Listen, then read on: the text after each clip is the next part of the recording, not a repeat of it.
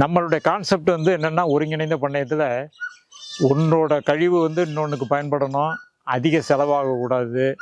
இதை நம்ம ஃபார்மில் ப்ரொடியூஸ் பண்ணுறதை நம்ம பண்ணையிலே பயன்படுத்தணும். இப்போ ஆட்டுக்கு தீவனம் வேணும்னாக்கா போய் தீவனம் வாங்கிட்டு வந்தோம்னா செலவு அதிகமாகும். அதனால் இங்கே இருக்கிற தீவனங்கள், மர தீவனங்கள் இருக்குது, தழை தீவனங்கள் இருக்குது. இதெல்லாம் வந்து வெட்டி போடுவோம். இப்போ மழை காலத்தில் வந்து வெளில போய் மேய்க்கிறதுக்கெல்லாம் முடியாதுங்கிற கட்டத்தில் என்ன பண்ணுவோம், இங்கே உள்ள மரங்களில் உள்ள தழை உரங்கள்லாம் வெட்டி போடுவோம். நிறையா இருக்குது. இந்த பார்த்திங்கன்னா கல்யாண முருங்கை இருக்குது, இது சூபா புல் இருக்குது, அகத்தி இருக்குது.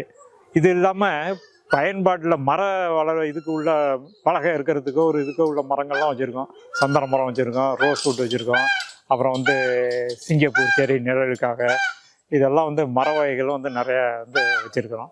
ஆக இருக்கிற இடம் பார்த்திங்கன்னா எங்கேயாவது இடம் சும்மா இருக்கான்னு பாருங்கள், எங்கேயும் இருக்காது.